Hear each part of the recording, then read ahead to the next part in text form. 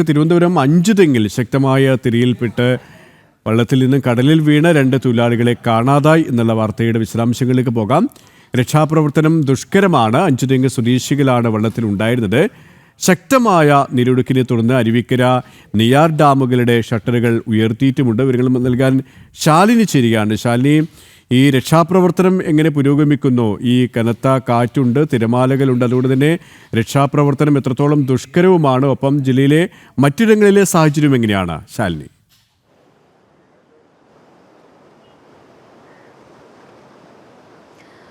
KP Rakhi സൂചിപ്പിച്ചതുപോലെ തന്നെയാണ് അതിശക്തമായ കടൽക്ഷോഭമാണ് തീരദേശ മേഖലകളിൽ അനുഭവപ്പെട്ടുകൊണ്ടിരിക്കുന്നത്. ഞാനിപ്പോൾ നിൽക്കുന്നത് വിഴിഞ്ഞം ഹാർബറിനും വിഴിഞ്ഞം തുറമുഖത്തിനും ഒക്കെ സമീപത്താണ്. നമുക്ക് ദൃശ്യങ്ങൾ കാണാം. ഇന്നലെ ട്രോളിംഗ് അവസാനിച്ചതുകൊണ്ട് തന്നെ ആദ്യഘട്ടങ്ങളിൽ മുന്നറിയിപ്പൊന്നും ഉണ്ടായിരുന്നില്ല. അപ്പോൾ പലരും ചെറുവള്ളങ്ങളിലൊക്കെ മത്സ്യബന്ധനത്തിന് കടലിൽ പോയിരുന്നു.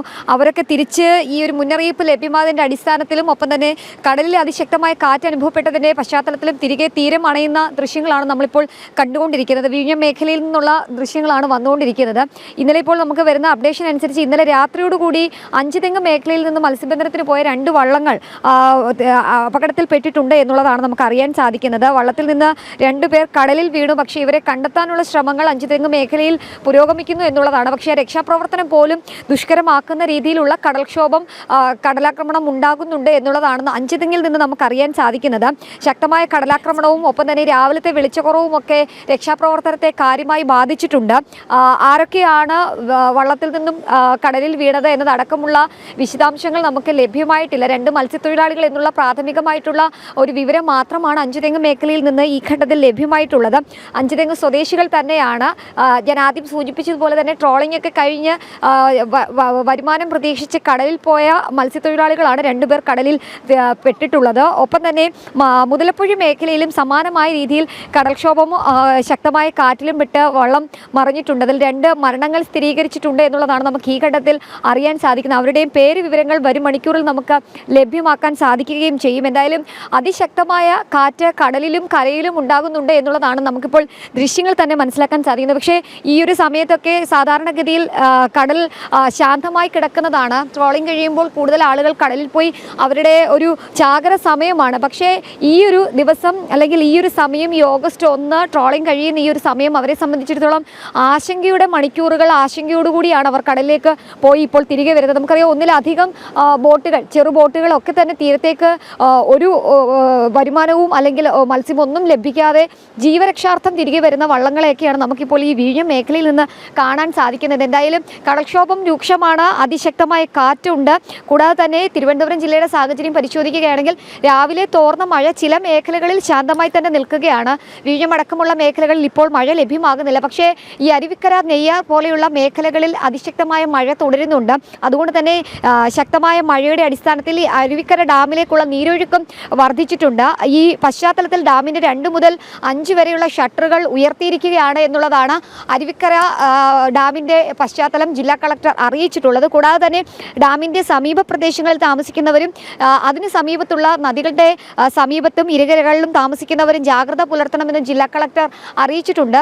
നെയ്യാർ ഡാമിൻ്റെയും ഷട്ടറുകൾ ഉയർത്തിയിരിക്കുകയാണ്. 4 ഷട്ടറുകളാണ് നെയ്യാർ ഡാമിൻ്റെ ഉയർത്തിയിട്ടുള്ളത്. അതുകൊണ്ട് തന്നെ ആ നെയ്യാർ ഡാമിൻ്റെ തീരത്ത് താമസിക്കുന്നവരും അതിനോട് ചേർന്നുള്ള നദികളുടെ തീരങ്ങളിൽ താമസിക്കുന്നവരും ജാഗ്രത പാലിക്കണം എന്നുള്ളതാണ് മുന്നറിയിപ്പിൽ പറയുകയും ചെയ്യുന്നത്. കൂടാതെ പൊന്മുടി അടക്കമുള്ള മേഖലകളിൽ മണ്ണിടിച്ചിലുണ്ടായിട്ടുണ്ട് എന്നുള്ളതാണ് നമുക്ക് ഈ ഘട്ടത്തിൽ മനസ്സിലാക്കാൻ സാധിക്കും. നമ്മൾ അല്പസമയം മുമ്പ് പറഞ്ഞതാണ്, ഇത്തരത്തിലുള്ള മേഖലകളിലേക്കുള്ള യാത്രകൾക്ക് പരമാവധി നിയന്ത്രണം ഏർപ്പെടുത്തിയിരിക്കുകയാണ്. അപ്പോൾ പൊന്മുടി മേഖലയിൽ നിലവിൽ ഔദ്യോഗികമായി പൊന്മുടി അടച്ചതായിട്ടൊരു മുന്നറിയിപ്പ് വന്നിട്ടില്ല. എങ്കിൽ പോലും ആ മേഖലകളിലേക്കുള്ള യാത്രകൾ പരമാവധി ഒഴിവാക്കണം എന്നുള്ളതാണ് ഈ ഘട്ടത്തിൽ അറിയാൻ സാധിക്കുന്നത്. വിതുര, പൊന്മുടി, കല്ലാറ്, മീൻമുട്ടി അടക്കമുള്ള മേഖലകളിലേക്കുള്ള വിനോദസഞ്ചാരികളുടെ യാത്രകൾ, അല്ലാതെ അനാവശ്യ യാത്രകൾ ഉണ്ടെങ്കിൽ അതും പരമാവധി ഒഴിവാക്കണം എന്നുള്ളതാണ് ജില്ലാ ഭരണകൂടം ഈ ഘട്ടത്തിൽ പറയുന്നത്. എന്തായാലും ഇക്കോ ടൂറിസങ്ങളുടെ കാര്യത്തിലൊക്കെ ഒരു നിയന്ത്രണം ഒരുപക്ഷെ അടച്ചിടാനുള്ള സാഹചര്യമാണ് ഈ ഘട്ടത്തിൽ കാണാൻ സാധിക്കുന്നത്. എന്തായാലും ഇപ്പോൾ തിരുവനന്തപുരം ജില്ലയെ സംബന്ധിച്ചിടത്തോളം ഈ മണിക്കൂറിൽ യെല്ലോ അലർട്ട് ജാഗ്രതാ നിർദ്ദേശമാണ്. എങ്കിൽ പോലും ചില മേഖലകൾ കേന്ദ്രീകരിച്ച് ഓറഞ്ച് അലേർട്ടിന് സമാനമായ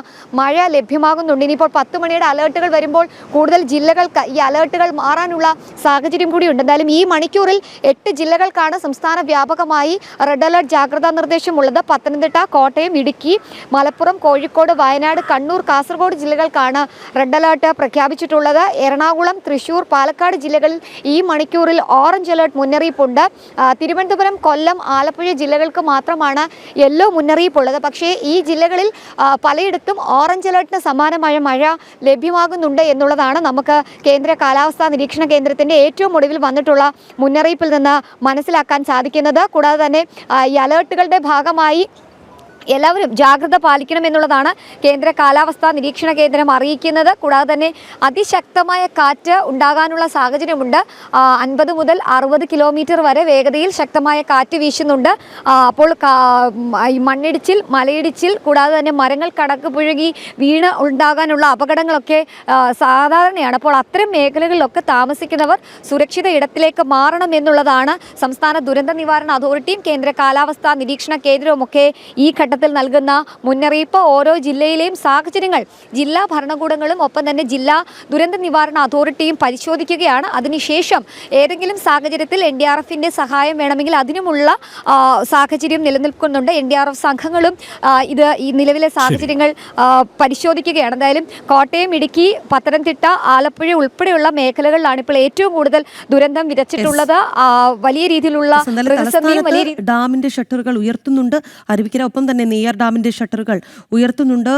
തീരവാസികൾ ജാഗ്രത പാലിക്കുക. ഒപ്പം തന്നെ ഈ പൊന്മുടി അടക്കമുള്ള മത്സ്യത്തൊഴിലാളികളെ കാണാതായ സാഹചര്യമുണ്ട്. രക്ഷാപ്രവർത്തനം പുരോഗമിക്കോടൊപ്പം രക്ഷാപ്രവർത്തനം ദുഷ്കരവുമാണ്. ഈ വലിയ തിരമാലകൾ വീശിയടിക്കുന്ന സാഹചര്യം, ഒപ്പം കനത്ത കാറ്റുമുണ്ട്. നമുക്ക് പത്തനംതിട്ടയിലേക്ക് പോകാം. അവിടെ റാന്നിയിലെ സ്ഥിതി അല്പം ഭയാനകമാണ് എന്നുള്ളതാണ്.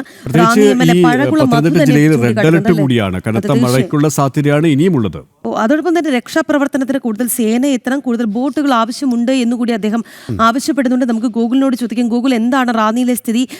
അവിടെ MLA പറയുന്നുണ്ടല്ലോ കൂടുതൽ ബോട്ടുകൾ വേണം. അവിടെ ഈ കോട്ടാങ്ങൽ, വടശ്ശേരിക്കര ഭാഗങ്ങളിൽ വെള്ളം കയറിയിട്ടുണ്ട്. അങ്ങനെ കൂടുതൽ രക്ഷാപ്രവർത്തകരുടെ സഹായം അഭ്യർത്ഥിക്കുകയാണ്. ഒപ്പം ജില്ലയിലെ മറ്റ് പ്രദേശങ്ങളിലെ സ്ഥിതി കൂടി. ഈ മേഖലയിലാണ് ഏറ്റവും കൂടുതൽ ഒരു ആശങ്കയുള്ള ഒരു സാഹചര്യം എന്നുള്ളതാണ് MLA തന്നെ നിലവിൽ. റാന്നിയുടെ പല ഭാഗങ്ങളിലും വലിയ വെള്ളക്കെട്ട് ഇപ്പോഴും നിലനിൽക്കുകയാണ്. റാന്നി നഗരം, ടൗൺ പൂർണ്ണമായിട്ടും വെള്ളത്തിൽ മുങ്ങിയിരിക്കുകയാണ്. ആ ഭാഗത്തേക്ക് ഗതാഗതം അടക്കം വലിയ ബുദ്ധിമുട്ടിലേക്ക് മാറിയിരിക്കുകയാണ്.